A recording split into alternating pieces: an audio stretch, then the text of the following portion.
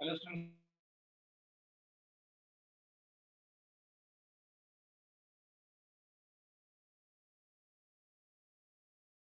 आज हम बात करेंगे सब्स्टिट्यूशन मेथड की।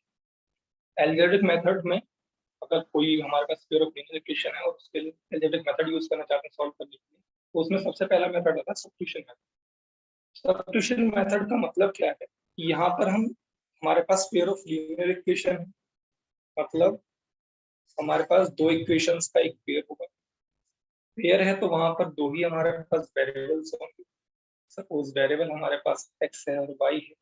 सो एक्स और वाई वेरिएबल्स के लिए हम एक वेरिएबल्स की वैल्यू को किसी एक इक्वेशन से निकालें। सपोज हम इस इक्वेशन को देखते हैं, यहाँ से हम एक्स का वैल्यू निकालते हैं। सो एक्स का वैल्यू निकालने के बाद हम दूसरी इक्वेशन में वैल्यू को पुट करेंगे और ये इक्वेशन जो होगी वो कन्वर्ट हो जाएगी वेरिएबल का, और फिर हम इसको वाई के लिए सॉल्व करें। सो this is called the substitution method, जिसमें हम किसी एक वेरिएबल की वैल्यू को इन टर्म्स ऑफ दूसरे वेरिएबल हम रख रहे हैं और वहां से हम किसी दूसरी इक्वेशन में पुट करके इक्वेशन को ही चेंज कर दे रहे हैं। So that type of method is called the substitution method. So करने के सपोज ये हमारे पास एग्जांपल है कि solve the following pair of equations by substitution method. हमें इसको सॉल्व करना है by substitution method. So let's from the second equation x plus 2y is equal to 3, the value of x is, so value हो जाएगी x की, x is equal to कितना 3 minus 2y, so this x is equal to 3 minus 2y। अब हम क्या करेंगे, हमने second equation को यूज किया और यहाँ से हमने वैल्यू निकाल ली x की इस वैल्यू को हम पुट करेंगे इक्वेशन नंबर पर। so when you put this value of x in equation number 1, so आप क्या देखेंगे, यहाँ पर हमें वैल्यू मिल जाएगा, this is 7 into 3 minus 2y, हमने x की वैल्यू को यहाँ पुट कर दिया इक्वेशन नंबर 1 में, तो 7 into 3 minus 2y minus 15y is equal to 2, and when you will solve this, so this is 21 minus में कितना 14y minus 15y is equal to 2, and minus 14 minus 15 this is equal to minus के 29, and 21 को जो आप right hand side में लाएंगे, so this becomes 2 minus 21 and this value becomes minus 20, so the value of y is equal to 19 upon 20। ये आ गई हमारे पास y की वैल्यू, x की वैल्यू। थर्ड स्टेप में क्या करेंगे, substituting this value of y in equation number 3। Equation number 3 क्या थी, equation number 3 is x is equal to 3 minus 2। जहां पर आपने x की वैल्यू को निकाला, this is x equal to 3 minus 2। यहाँ पर आप y की वैल्यू को सब्स्टिट्यूट करेंगे and this value becomes 3 minus 2 into 19, then what you will get, this is 2 into 19 upon 29, 29 क्या होगा, LCM हो जाएगा। नेक्स्ट स्टेप में 29 LCM and 29 into 3 this is 87, so 29 into 3 is 87, so this is minus में 38 and 87 minus 38 is equal to, this is 49, so what you will get the value of x is equal to 49 upon 20। so solution मिल गया हमें, x is equal to 49 upon 29 and y is equal to 19 upon 20। so ये था हमारा substitution. तो इसके लिए हम 3 step consider करेंगे। पहले स्टेप में क्या होगा, स्टेप नंबर 1 में हम find the value of one variable. हम किसी भी एक इक्वेशन से वन वेरिएबल की वैल्यू फाइंड करेंगे, कुछ भी हो सकता है, सपोज y है या x है। अगर y फाइंड करें तो इन टर्म्स ऑफ x, और अगर x निकाल लें तो इन टर्म्स ऑफ y। उसके बाद में उस वैल्यू को, जो भी हमने वैल्यू की वैल्यू निकाली, चाहे आपने x की निकाली चाहे y की निकाली, वहां पर आप उस वैल्यू को सब्स्टिट्यूट करेंगे और फिर वो जो इक्वेशन है वो चेंज हो जाएगी एक वेरिएबल के अंदर। Now then you solve this. जब सॉल्व करेंगे स्टेप नंबर 3 के अंदर, वहां से आप उस वेरिएबल की वैल्यू निकालेंगे। सपोज आपने इक्वेशन कन्वर्ट की y में, ठीक है, यानी कि y में आपने वैल्यू निकाली इन टर्म्स ऑफ x, उसके बाद में आपने दूसरे इक्वेशन में y की जगह वैल्यू पुट कर दी, तो यह इक्वेशन बन जाएगी x की और आप वैल्यू निकालेंगे x। इक्वेशन नंबर स्टेप 3 के अंदर जो भी x की वैल्यू आई है उसको हम y की रखेंगे और यहाँ से निकालेंगे वैल्यू किसकी y। So this method is called the substitution method. Now the next example is example number 8 है जो आपका वाला जो क्वेश्चन था सेक्शन 3.1 में क्वेश्चन जो है। सो यहाँ पर हम आपका पर उसके लिए इक्वेशन बनाई थी। इक्वेशन बन जाएगी s minus 70 plus 42 is equal to 0 and second equation is s minus 3t is equal to 6. Suppose हमने यहाँ पर वैल्यू चूज कर ली s minus 3t is equal to 6 है, मैं यहाँ पे s की वैल्यू पुट करता हूँ। Okay, so this equal to value बन जाएगी दिस इज 3t और प्लस में कितना 6 और ठीक है। So step 1A, so this is from equation number 2 we get क्या मिला हमें, we get is s is equal to 3t plus 6। मैंने s की value in terms of t रख ली। उसके बाद में नेक्स्ट स्टेप में हम क्या कर रहे हैं, इस s की वैल्यू को 1 में पुट करेंगे। सो substituting the value of s in equation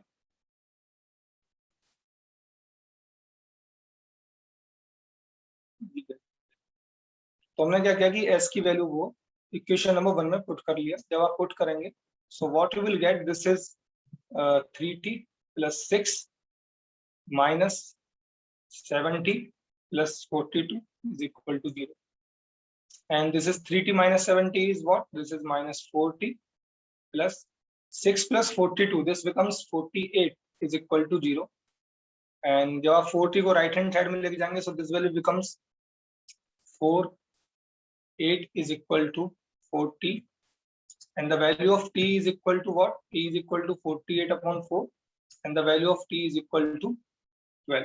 So value आ गया t is equal to 12.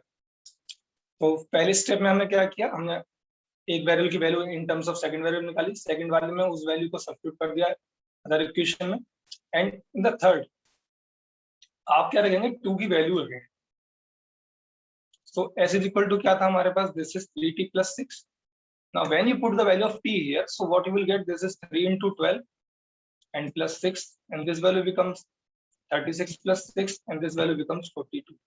So the value of s is equal to 42. So like this you will solve the equations by substituting methods.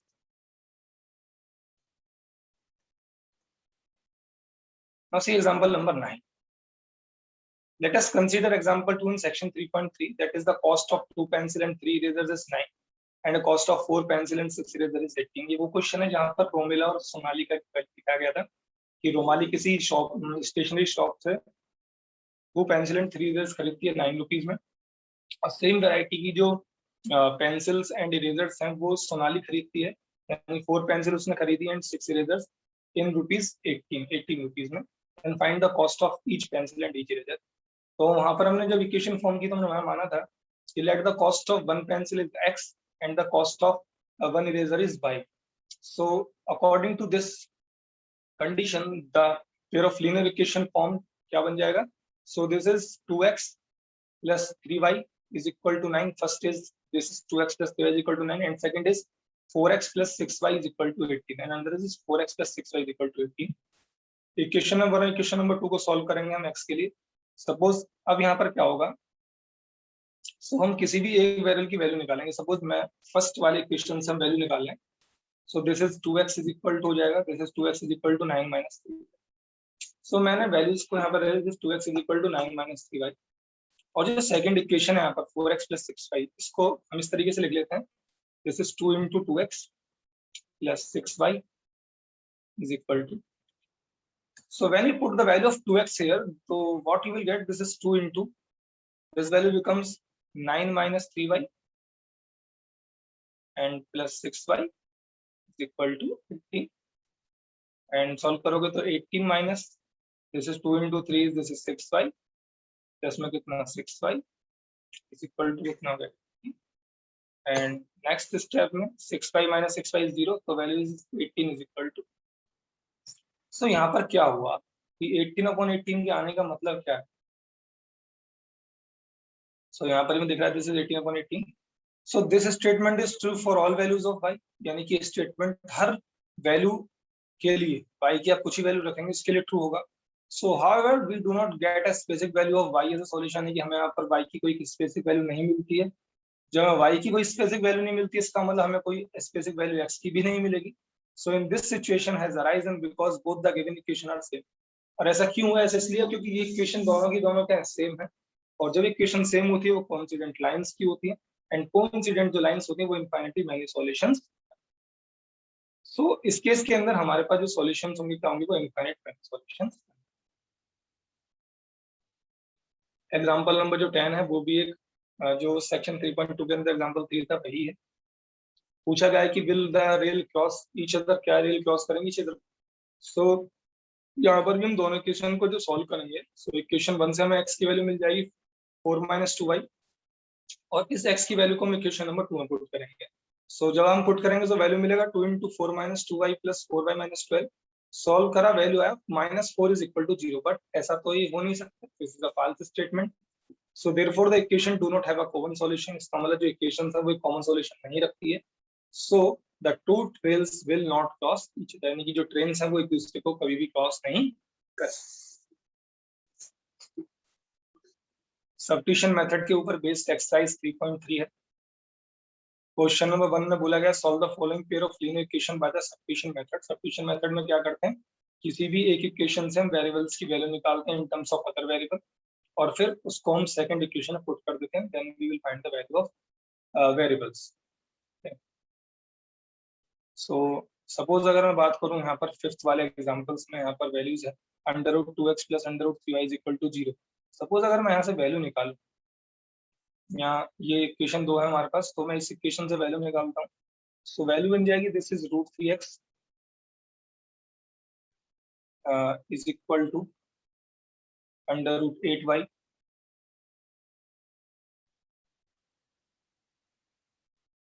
This is √8y. और यहाँ से जब इसको solve करोगे तो आपको value मिल जाएगा, x का जो वैल्यू होगा this is x is equal to, what you will get here, x is equal to √8 upon √3 into, और अब आप इस x की वैल्यू को पुट कर लीजिए. सपोज यहाँ पर हम पुट करें, सो हमें वैल्यूज क्या मिल जाएंगी, वैल्यू हो जाएगी √2 इंटू x की वैल्यू क्या है √8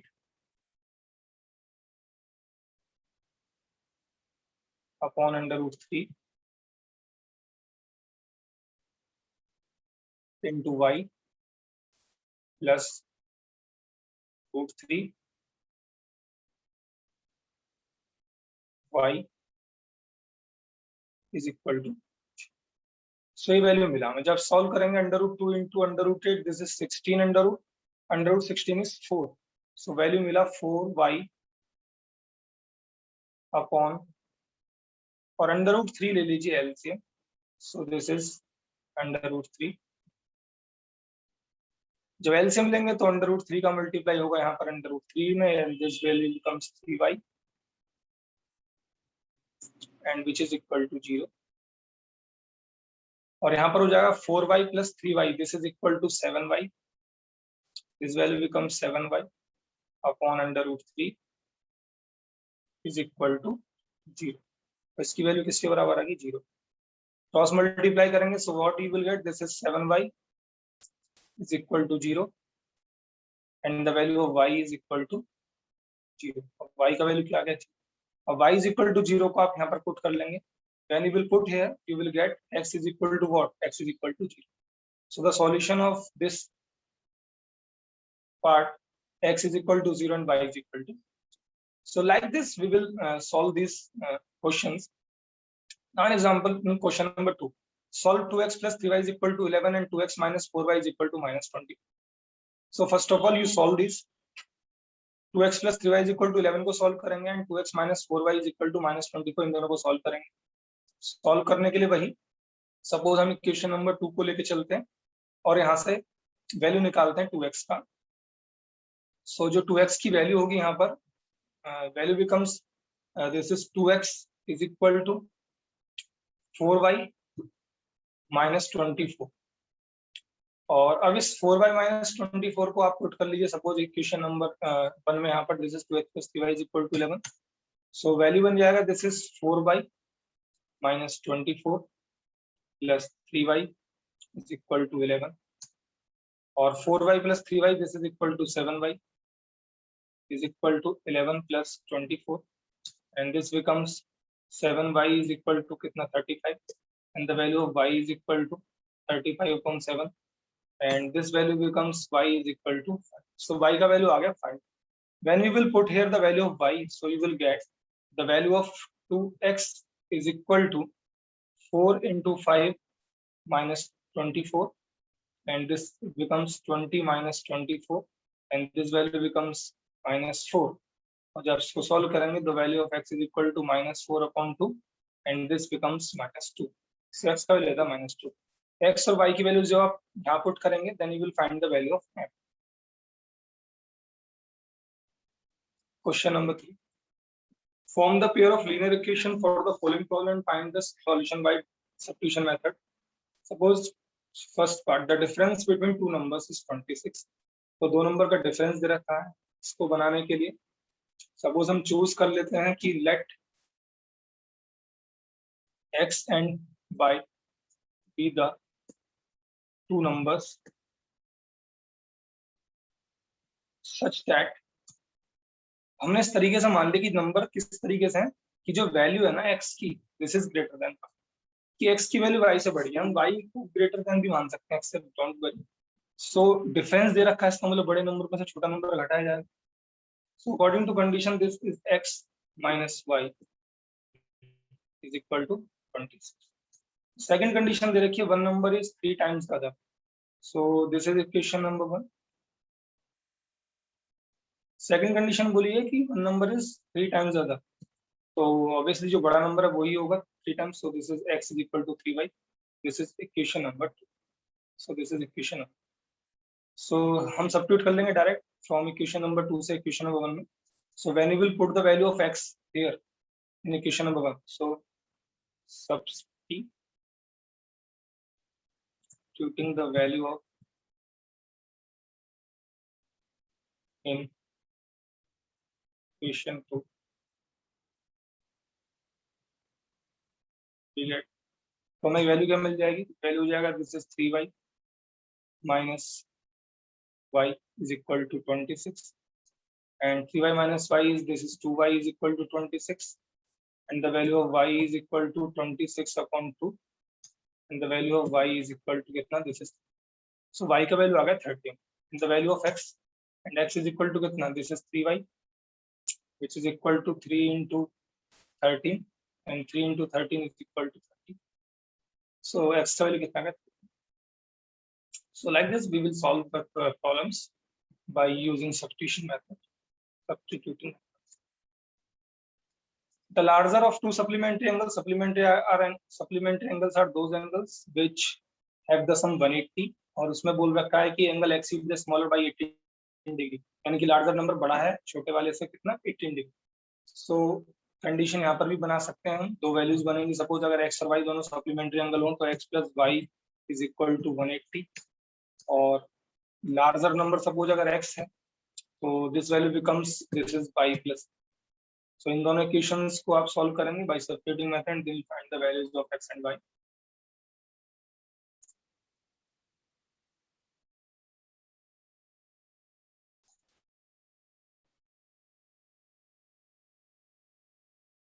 इन third part, the coach of a cricket team buy 7 bats and 6 ball.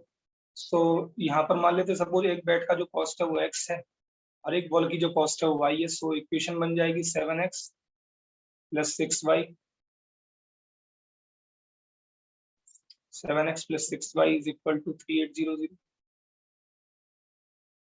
Letter C buys 3 bats and 5 balls, और उसके बाद वो 3 बैट और 5 बॉल्स खरीदता, तो value is 3x plus 5y. This is equal to 1750, value हो जाएगी 1750. सो अब आप इन इक्वेशंस को सॉल्व करेंगे सब्स्टिट्यूशन मेथड से, और cost of each bat and each ball मतलब x और y की वैल्यूज आपको. First of all form the equations and then will solve. In next part, the taxi charge in a city consists of a fixed charge together with the charge for the distance covered. यहाँ पर कोई taxi है जिसके लिए तो fix charge है और दूसरा वहां पर माना गया कि जितना पर किलोमीटर चलेगी उतना वहां पर चार्ज वो कंसिडर करें. सो टोटल चार्ज हम मान सकते हैं द टोटल. तो मान लीजिए पहले कि let rupees x be the fix charge. ये क्या फिक्स चार्ज है एंड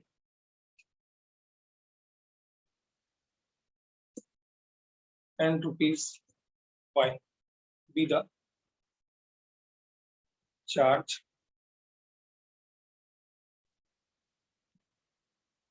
for per. ये क्या पर किलोमीटर का चार्ज है भाई. सो हमने x और y मान लिए दोनों. पर किलोमीटर का चार्ज ये है और इसकी वैल्यू. सो पहला था for a distance of 10 kilometre. So for distance of 10 kilometer, the total charge is given by. So total charge हो जाएगा. पे कितना करता है इसके लिए 105. So 105 is equal to कितना, या फिर हम देख तो फिक्स चार्ज होगा इसमें x प्लस 10 किलोमीटर गया और हर किलोमीटर के लिए जो चार्ज है वो कितना y. So 10 किलोमीटर के लिए 10 y and this value is 105 and this is equation number. ये होगी इक्वेशन. सेकंड दिया फॉर द डिस्टेंस